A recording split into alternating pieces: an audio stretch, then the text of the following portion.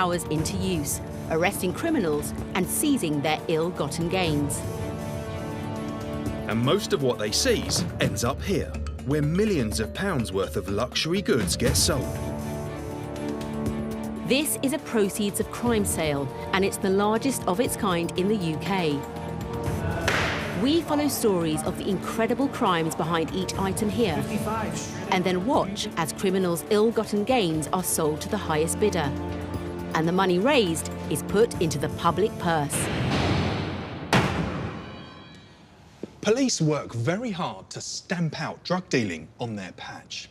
But the reality is that the clever dealers often work just as hard to stay hidden. But economic crime officers are showing that the criminals can't hide themselves or their profits forever.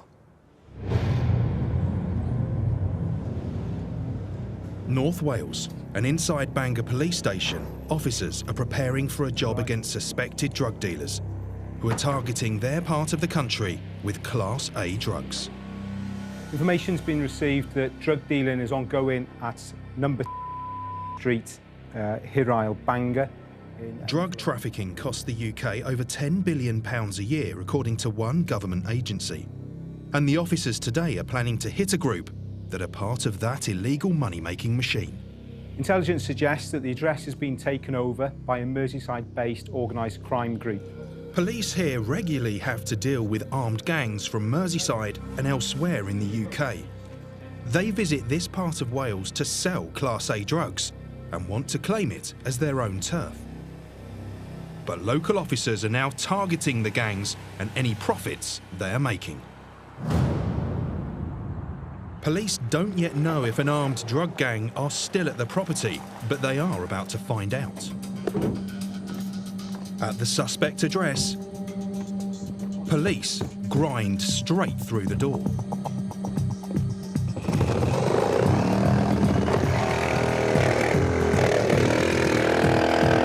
Go! Please!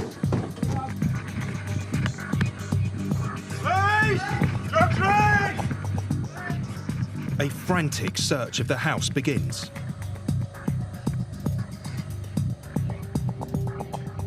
But it looks like the drug gang have moved on. When everyone is secure, we'll start a search of the premises. Should take some time just to find out exactly what's there, try and find any evidence of drug dealing or drug activity. Evidence found inside suggests there was money being made by dealers who were using this property to sell drugs, but they have now fled. Individuals from Merseyside-based organised crime groups have come down to Bangor. Whilst they're here, they're then dealing from the location and going out into areas across the city to deal in heroin and crack. They haven't found the dealers yet, but Owain and his team believe the operation has served a clear purpose. We've been speaking to the community. They're really worried by the activities that have been taking place at this house, really concerned about the individuals coming and going, and obviously putting them in fear. So to show them that we are listening to them and developing the information they're providing and doing this is a really big thing for me in the area. And there's more work to do today. The team have identified a second address where drug dealing may be taking place. And later on, we'll see if officers can track down the organised crime gang. Large-scale fraud cost the UK £1 billion in 1 year alone. And fraudsters use the money they make to fund lavish lifestyles. But it's often the act of spending their money that leads the police straight to the criminals. This boat is the Delfino, a luxury yacht with a hefty price tag. The last time it was sold, it changed hands for around £160,000. But as a result of that high-value transaction, the boat is now in police custody. It was seized by these two officers, Nick Bentley and Richard B. Yeloszewski. Yeah, first time we've seen her since we seized her. Yes, they've cleaned her up a bit. Both men are part of the Eastern Region Special Operations Unit Asset Confiscation Team. Their role is to seize high-value assets from criminals, and that's just what they've done with this yacht. It had been purchased by this man, Alan Hunt, a convicted fraudster who was recently released from prison. Hunt and his fellow conspirators posed as financiers linked to a charitable investment scheme. They convinced this man, Norfolk businessman Graham Dacre, to invest 15 million euros with them, and they would then play the stock market with his cash. Dacre planned to invest the profits into his charity work. Hunt was released in 2016, but was still subject to a confiscation order requiring around £200,000 to be paid to his victim. But Hunt supposedly didn't have any money. So when he went out and bought a £160,000 yacht, officers Nick and Richard knew they had to act. They tracked him and his boat down to a harbour in Torquay and went on board. Alan Hunt initially reacted very calmly and invited us onto this vessel. I showed him the warrant to search the boat, the warrant to seize the boat, and I informed him that in an hour and a half's time, I had contractors coming to collect the boat and move it from that marina. The boat was seized. This is the moment detectives sailed the Delfino away from Alan Hunt. As a seized asset, it was no longer his boat. And now the vessel is here in Southampton and under their control. The investigators plan to sell it off at a proceeds of crime auction and return the money to the victim who was conned. But while searching the boat, they made a new discovery. Alan Hunt had more assets than they thought. When we searched this vessel, we did seize 2 documents. One was a receipt for 2 paintings. When we found the documents, it was a case very much that we hadn't known anything about any paintings, so it was a case of a little bit more on top of what we'd already found. So we were all pretty excited at trying to recover a little bit more for the public. Nick and Richard wanted to seize and sell the paintings, but they weren't on the boat, and the investigators were unable to find out their location from Alan Hunt. They returned to their base and set about tracking down these new assets. The paintings, the funds that he's got in his Barclays account. The paperwork they had found listed the artist as Anthony Amos and suggested the paintings could be worth thousands of pounds. I made inquiries and I found a gallery in the Devon area. And when I spoke to the owner, I then asked her, have you got any paintings that you are holding for sale by Mr. Hunt? She immediately replied, I actually have 3. Richard now had the location of the gallery where Hunt's assets were being held, but he needed to get hold of them quickly. And that's the plan today. Officers will seize the paintings from the gallery and send them off for sale. But they will have to drive hundreds of miles from their Suffolk base to do that. And this is what they are after: the Anthony Amos paintings owned by convicted fraudster Alan Hunt. The gallery where they were being held has removed them from display and asked not to be identified. But fraudster Alan Hunt is about to lose another asset because police have these paintings firmly in their sights. Ah, here we are. Anthony Amos paintings. I'm relieved to get these, Nick. Yeah, it's nice to see them finally. Lovely. So, C gem and C alarm. Yes. That's nice. Yeah, as described. Good, good. Now, And the big one? Yep, the 3 trawlers. seizure time. 9.50 by my watch, Nick. So we've seized those, and what we'll do now is get our contractor to take them away, and we'll look to secure these at a safe location. The officers have arranged a specialist mover to take them away. The team's plan now is to make some money back for the victim of the con. Next time we want to see these is at the auction. And later on, we'll see how the paintings and that luxurious boat get on at the proceeds of crime auction. Once, twice, third and last. One man who'll be watching the outcome of that auction closely is Graham Dacre. It was his money that was stolen in the con. He made a fortune as a car dealer and investor and appears in the Sunday Times rich list. He has given away huge sums of money, and his Norfolk-based charity, the Lind Trust, spends over £1 million a year on helping others. The money he lost was to be used as investment. The profits were to be given to his beloved county of Norfolk to improve life there. My heart has always been young people and those living in Norfolk. This con had an impact on that. But it doesn't stop one hoping and believing and trying. Alan Hunt and his 2 associates convinced Graham Dacre that they would take 15 million euros from him and invest it in shares that would provide further profits. Despite years of success operating a major business, Graham had simply not seen the con coming. It's so simple, it seemed sophisticated. At the end of the day, I was conned, totally conned. I believed them. With 15 million euros gone, a full investigation was launched by Norfolk Police. They identified 3 principal fraudsters: Alan Hunt, who received 9 years in jail, Arthur Ford Beatty, who received 6 years, and Ian Yorkshire, who was jailed for 11 years. But the money they stole has disappeared. I saw Alan Hunt in court. He sat there looking as innocent as they come. I refused to speak to him. He purported to be just a low-level officer in the scam and was hoping that he might get off. He even pretended to be my friend. Likeable character. But there again, con men have to be liked, otherwise they wouldn't be able to con you. But Graham is pleased to know that the Delfino boat and the Anthony Amos paintings are now up for sale at a Proceeds of Crime auction. I think it's an excellent thing. I'd like to know where it is. I'd like to go and see some of the stuff because I'm sure there's some good opportunities within it. That's me being the entrepreneur. But you know, that's a great thing. Let's lift all the assets that we can and get them distributed back to the people who paid for them.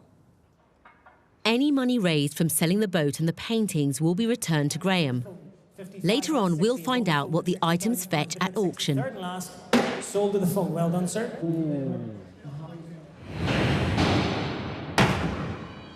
We've been following North Wales Police. They're hunting for a drug gang in Bangor and have already raided one address. They're looking to recover drugs and also take away any money or ill-gotten gains the dealers have made. And they are off to search a new location. There's two strands really to the operation today. First, obviously, we're hoping to find the members of this organised crime group and hopefully control drugs and the proceeds of that drug dealing, be it cash or property at the address. The street dealers or the dealers that we're targeting on a daily basis are carrying relatively small amounts of cash.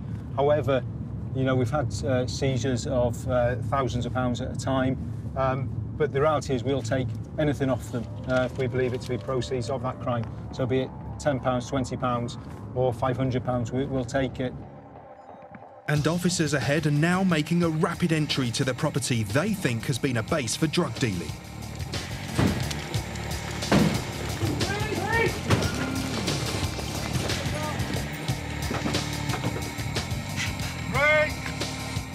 After a quick entry, officers have found one person inside. A long-term drug user. Your hands out front for a minute. Just put handcuffs on you until you've been searched, OK?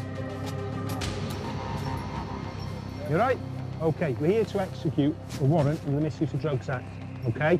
Off camera, this person has made an admission to police. When we got into the premises, we spoke to the tenant. In fairness, they were quite upfront and said there were drugs in the premises.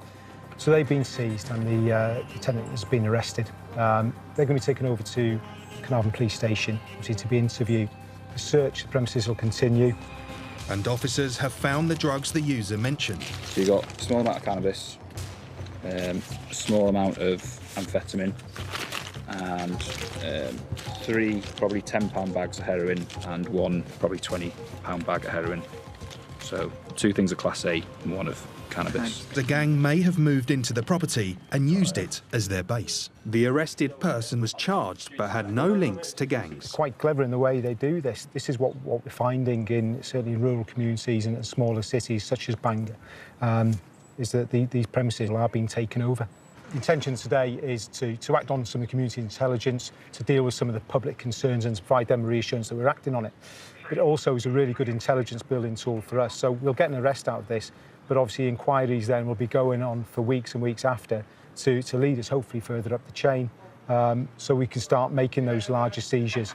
There may well be a small cash seizures coming out of today's activity, but it's all leading up to bigger jobs in the future. And that dedication to catch criminals paid off.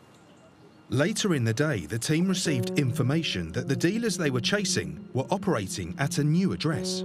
They immediately acted on that information, and These stills, shot by officers, show a 25-year-old from Merseyside who was arrested at an address in Bangor. They also seized a large quantity of drugs at the address. Police suspect that this man may be the dealer from Merseyside who has been selling Class A drugs on their patch. He had hundreds of pounds on him, believed to be the profits from drug dealing. Police used their proceeds of crime powers to seize it and disrupt any profits being made by the gang that day. The investigation continues. Police seize millions of pounds each year from criminals and get to use some of that money on deserving causes. So, believe it or not, that means that criminal money could be helping out people in towns like yours. With proceeds of crime powers, police can now seize cash and assets from criminals and reinvest it to help reduce crime. With the help of illegal money seized from criminals, one social enterprise in Bradford is taking a unique approach to educate young people about the harsh realities of a life of crime. Get off my bed. This is Naz. He's a former offender who was part of a drugs gang that supplied Class A narcotics and carried firearms. He was jailed for 9 years for his involvement in local drug gangs, but has now turned his back on crime. I've come out and decided that I want to give something back to my community and other communities. He runs a scheme called Consequence. It aims to recreate just enough of the prison experience so that any youth coming through the scheme is left in no doubt about how unpleasant life behind bars really is. I'm just going to hand you a set of prison clothing, and just to let you know, these are actual prison clothes. So if you would like to take them, put them on in one of the rooms, just go in, and we'll see you in a couple of minutes. Through our life, we've had people come in and out of prison, and all they've said is it's easy. But what they don't tell you is what goes on day in, day out. And that's what Consequence basically came about, to basically explain to young people what's going to happen if they go down this path. It's the truth and nothing but the truth. Having spent time in prison, Naz is keen to tell as many youngsters as possible about his own experiences. And that is a big part of the work done on the Consequence scheme. So, are you ready? Right, OK, let's have your hands out, please. Here's your blanket, prison issue blanket. Here's your painting and decorating clothes, which you will be wearing as soon as we get you onto the wing. Here's your visiting clothes, so that you've got, if you ever want to visit your family, they come here at the prison. Here's your one lovely towel, smell that. Oh, yeah, pillowcase, yeah. And you'll be given a wash bag, which was for you to put your greens in and your clothes and stuff to wash. Everything that you need. Welcome. Let's go to your new home. Follow me. And Naz has a way of giving these youngsters the most realistic experience imaginable. OK, this is your new home. This is where you're going to be.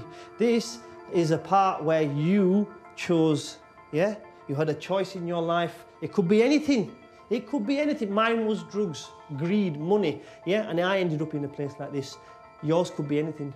His young volunteer doesn't seem too fazed about prison life so far, so Naz decides it's time to introduce him to his new cellmate, Cash. OK, this is Cash. Cash, this is your new pad mate. Right, it's his first time in. Have fun and play nicely, please. Thank you. Get off my bed. That's my bed, you listening? That's your bed there, yeah? I want you to sit there. Sit there. Time. OK. You all right? Yeah. How did that feel? Isn't scary? Right. Just imagine this. We're here. Yes, everyone's here, yeah? It's scary, it's daunting, you're shaking, I understand. But remember this year, if you were in the situation by yourself, right? You've got this person to deal with day in, day out, every day, yeah? How are you going to feel? Scared. Are you going to do exactly what he says? Yeah. This is just one person, yeah? There's 340 prisoners on this wing. Despite having never been to prison himself, Cash plays his part well, and it's been a real eye-opener for these youngsters. I thought prison was not going to be like this. I thought it was going to be like very nice and like, you know, but it came out like this. Very like mean, horrible, frightening. And the reality doesn't stop there. At a decommissioned custody suite at Manningham Police Station, The group are treated to a reconstruction by officers. The aim here is to show how officers deal with a suspect who doesn't want to play by the rules.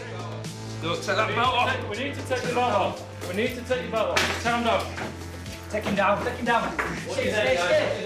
Stay. Position's what we're telling you. Stay where you are. Stay where you are. The no-holds-barred approach to the consequence scheme has proved popular with police and community alike, and it's a far cry from Naz's previous relationship with the law. Well, if you would have told me quite a few years ago that Naz, who was sentenced to 9 years imprisonment for drug dealing, would be doing this project now, I would have laughed at you and never thought it were real. But I've been working with him now, for, like I say, for 8 or 9 years. I've seen him stay on the straight and narrow and help so many children. After the initial success of Consequence, Naz was keen to expand the business. But to do so, he needed cash. So he decided to apply for proceeds of crime funding. His application caught the eye of West Yorkshire Police's Crime Commissioner, Mark Burns-Williamson.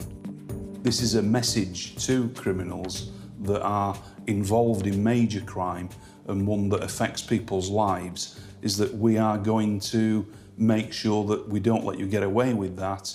We will pursue you and ultimately do good with projects like Consequences and the many others that have benefited from funding from Safer Communities. Let's wait. Naz's application was successful and he was awarded £4,300, which he can now use to reach out to even more young people. Don't even try anything like bad or anything, because then you can then you'll be in here, in prison, and you'll regret it. For me, it was quite something that I was really over the moon, thinking I'll be able to talk to young people and say, the money that we've used here is from people that have made this mistake and going in this path, and it's been taken away from them, and now it's been given into community projects like myself. We've seen how charitable groups receive money to help out with their good work. But the money they spend has to be raised somehow. And that's what Proceeds of Crime auctions are all about. Earlier on, we saw how two dedicated financial investigators tracked down a boat and a series of paintings that were owned by convicted fraudster Alan Hunt. It's nice to see them finally. Hunt still owes £200,000 to the victim of his con, and police believe the boat they have seized might be worth tens of thousands of pounds. Nick and Richard have come to the auction to see the assets sold off. And first up for sale is the artwork. Artwork is always a challenge because it's very subjective, particularly when you bring it to something like an auction where there's a call to action and there's a fixed time period. Our responsibility, because there is a court timetable with a lot of our assets, is to find and create the most competitive bidding platform, bring as many buyers and potential bidders as we can together, and try and get the highest possible price. OK, moving on now to lot number 18 in your catalogue. Here we go, Nick. 3 trawlers. This is a pleasure to sell these. We have 3 beautiful collectible Anthony Amos paintings, 3 trawlers. These are beautiful original bitumen oil on board in mint condition. It's an unreserved auction, and the written bid kicks things off. £1,000. It's in the hall at £1,500 now. Bid at £1,500. It'd be £2,000 at £2,000.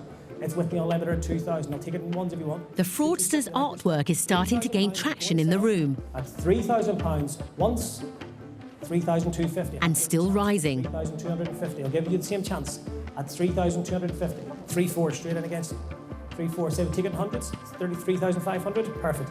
Keep it easy for my counting. But it's 3,500. It's in the hall now. At 3,500, the gentleman's bid is in the hall, and I'm selling once, twice, third and last. Sold. Well done, sir. The hammer was down. The hammer was down. Well done. What's your number, sir? That's okay. 598. Thank you very much. That's a lot. Next up. And now the next painting is for sale. Sold online for £1,300. Well, here we go. The last one. And this one too sells quickly. And at £1,900, the hammer's up. Once, twice, third and last. Sold. Well done, sir. These 3 paintings took a long time to find, but now they have finally been sold. The total for the paintings was £6,700. But now, what will the boat sell for? It's always a great pleasure as an auctioneer to sell the marquee and the prestige assets, and something like a motor cruiser, a large yacht, regardless of all the BMWs and the Porsches you sell, always have that extra bit of wow factor attached to it. Okay, so moving on to lot number 70. One of the most covered items and assets we're selling this evening. It's had a lot of press. This is the Delfino motor vessel. As soon as the auction kicks off, 2 staff members start bidding on behalf of private buyers. And immediately the boat shoots up to £100,000. At 95, 100 now, 100,000 filtered. It's on the phone at £100,000. Given online the same chance, 105 here, bidding at 105,000. At 105,000, it's with the phone bidder here, 110. Very thank you, sir. Bidding at 110,000. Given online the same chance at 110,000. 115 now, bidding at 115,000. At 115,000 on the Delfino, 120 now, bidding at 120,000. At 120,000, I'll take it down in twos. You say 122, it's sitting at 120,000, and 122 now. We've got 122 in the phone. This one's out. One buyer left. At 122,000, the hammer's up once, twice, third and last, sold to the phone. Well done, sir. And it looks like the Delfino